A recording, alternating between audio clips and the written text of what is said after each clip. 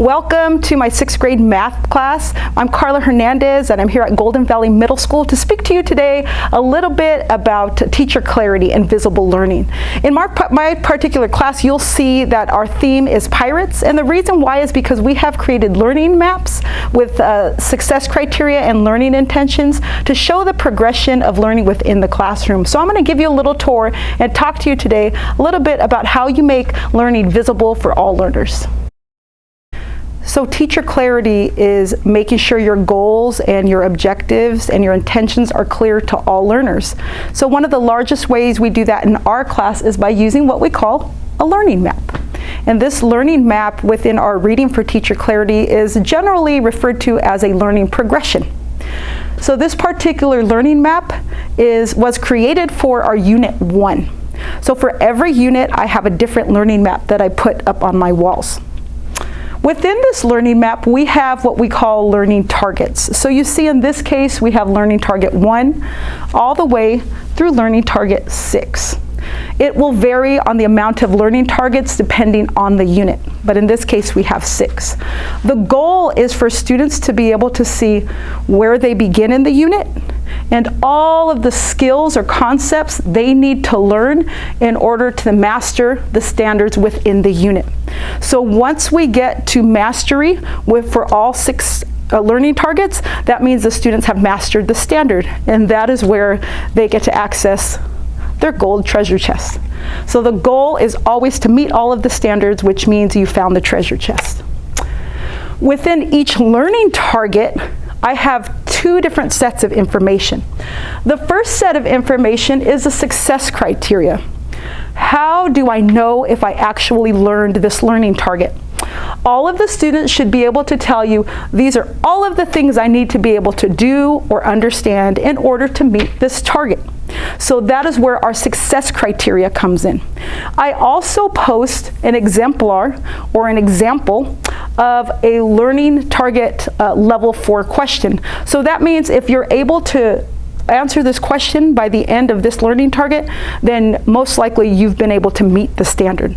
So the entire goal of this learning map is to make the learning visible not only to the teacher, but to the students, so that learning is clear, the goals are very reachable, and students are able to communicate not only to others, but even to themselves where they're at within these targets. So one of the large parts of my classroom that goes along with this is that not only students can see the map as a whole, but if you look within their interactive notebooks, they have these targets and success criteria listed, and they interact with them as self-assessments. So not only is the learning clear here, but the learning also becomes much more clear and specific to each student as they have it in their individual notebooks. We've talked a little bit about the learning map and students being able to see their learning at a global perspective, being able to understand and know where they're starting and where they need to go. That is what we call learning progressions, and that's an important part of the classroom. But another vital piece, in order to achieve teacher clarity, students need to be able to interact with both the learning intentions and the success criteria on a daily basis. No matter the day, no matter the hour, students should be able to answer 3 questions. What am I learning today? Why am I learning it? And how do I know if I learned it? Every learner in your classroom should be able to answer those 3 questions on a daily basis.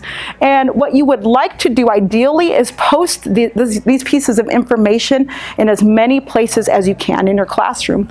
So as you can see here, I have this rolling whiteboard where students always know what they're doing for the day, why they're doing it, and how they know if they've achieved it.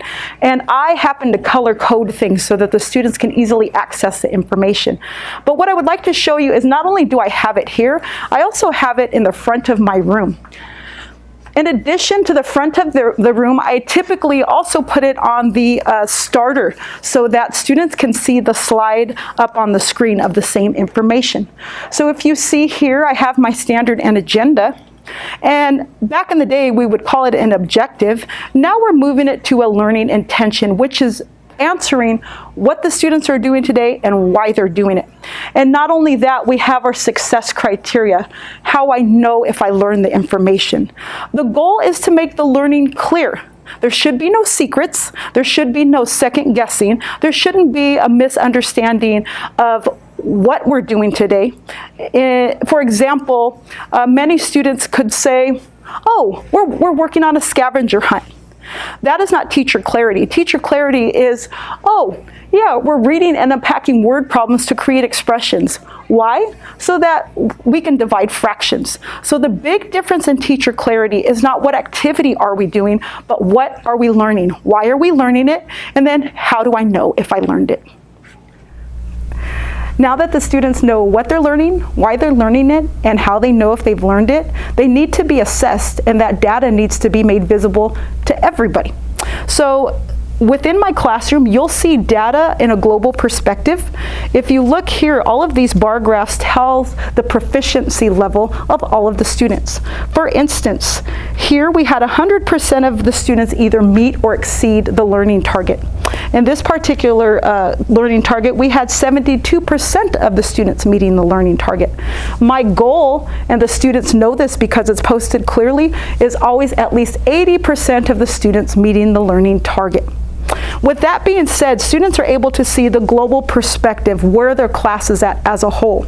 Not only that, but I also post exemplars of what meeting that learning target looks like. But an important piece of this data is then going to the individual student. And within their interactive notebooks, not only can you see students self-assessing, but you'll be able to see a small picture of how the students keep track of their formative and summative assessment scores. So what you see here is an example of the self-assessment tool I referred to earlier within the interactive notebook.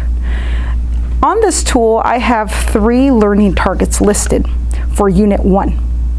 For example, our first learning target was greatest common factor. Within each learning target, I have all of the success criteria listed. And what the students do is assess themselves on their understanding of each success criteria. For instance, for the first success criteria, this student rated themselves a 3, saying I'm starting to get it.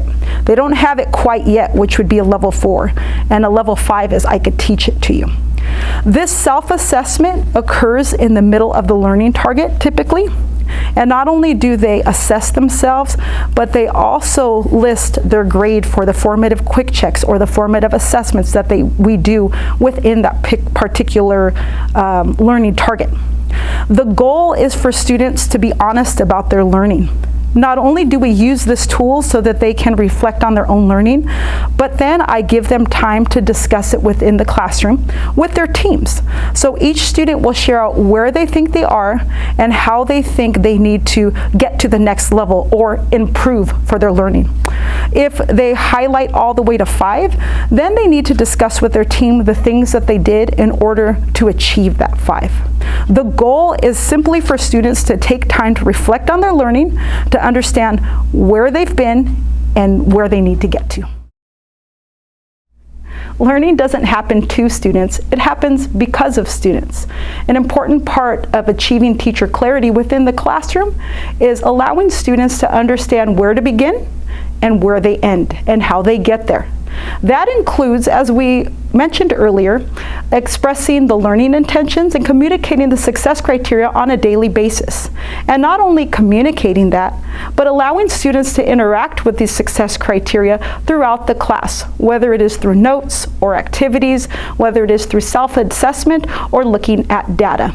Data is a vital part of students being able to self-assess and take an active part in their learning. So when you consider teacher clarity, ask yourself, do you communicate to your students on a daily basis, what are we learning? Why are we learning it? And how do we know if we learned it?